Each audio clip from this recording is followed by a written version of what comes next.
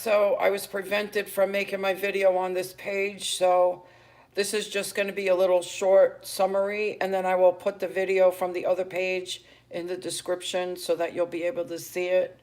I described in detail about the tangible ways that I was able to see the Lord working in my life, even though I was going through all of this spiritual warfare that was going on when I lived at that other house.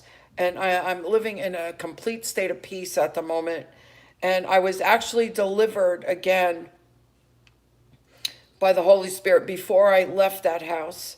And I shared all that with you. The other thing that I share is I, I made you listen to the video by Todd Bentley, the video that I put in one of my other videos talking about charismatic Christianity being exposed. And it's Todd Bentley's own testimony when he tells about that he was saved. He was actually already out delivering people from demons, and he actually was possessed by a demon. And he goes on to describe what happened, that he said it was the Lord telling him to tell the people in the prayer meeting that he had a demon. It wasn't the Lord, it was a demon. You have to understand that the devil comes to us as an angel of light. The majority of these people in the charismatic movement, they're being controlled by demons, and they're calling it the Holy Spirit, and it absolutely is not. So I let you hear Todd Bentley's testimony.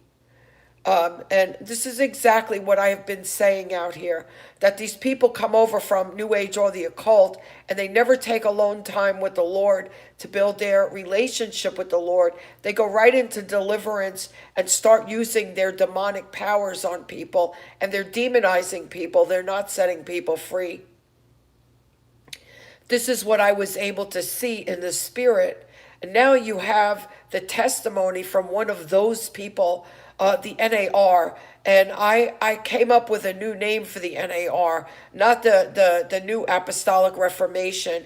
It's the New Age, I forgot what I called it, revolutionaries, the New Age revolutionaries, because they're using witchcraft and the occult on lukewarm Christians. They've brought it into the Christian church, and you all have accepted it as normal because you're all seeking signs and wonders. You were warned against it. I also talk to Abednego Lufiel about this thing that he's been going through with Joshua Giles. And I really feel sorry for him that he went through that. I saw the hurt all over his face. And he's actually now being put through a test, a pretty serious test.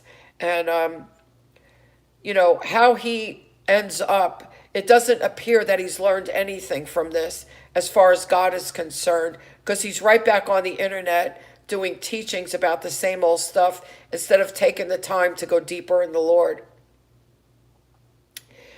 He doesn't understand because he's under the spirit of deception right now, and he's chasing name and fame, and he's chasing money, which is why he's falling in with all of these demon slayers. And what I explained to him was, he very arrogantly told Joshua Giles that he lacked discernment because he didn't see who Juanita Bynum was, that she was practicing witchcraft and what she was doing. He called Joshua Giles an idiot, spiritually stupid. So what did he expect that Joshua Giles was going to do? The fact of the matter is, it's Abednego Lufiel who lacks discernment, and I have been telling him this for months. What he does is he calls out people by their practices. They're practicing witchcraft. They're practicing the occult. So he calls them out by what he sees them doing. That's not discernment. He lacks discernment because the day before all this attack on him started, he actually called Joshua Giles a true man of God. He actually has been making excuses for Pagani, Saldivar, Signorelli. The only person he actually attacked was Safchuk because he studied with Prophet T.B. Joshua. And then Even when I told him that Pagani was manipulating him when they had that interview together, so that Abednego would stop making videos on Savchuk, Abednego, in his arrogance and self-righteousness and his ego, actually put out a video saying that he would pray for me because I evidently was somehow jealous or something like that. This is what they all say. Instead of listening to an elder who has completed the path, he mocked me. And so now this is what happens. I go into great detail about all of this. The other thing that I explained was I saw a video by Dawn Hill. She's mocking Isaiah Saldivar, called him a legalist for telling people they shouldn't be secular. This was only to make an excuse for why she is secular. I've just been disgusted by what I was seeing out here. I would have been very content to have never made another video again, but that's not the plan for me that the Holy Spirit has. And I explained all of this in the video. So we're at 6 minutes right now, you guys. I'm going to put the video in the description. I hope you're all blessed by it. Especially I want you to listen to that song at the point where he says Yeshua HaMashiach and Yahweh. They keep saying Yeshua HaMashiach and Yahweh. That was at the point that I eventually was delivered.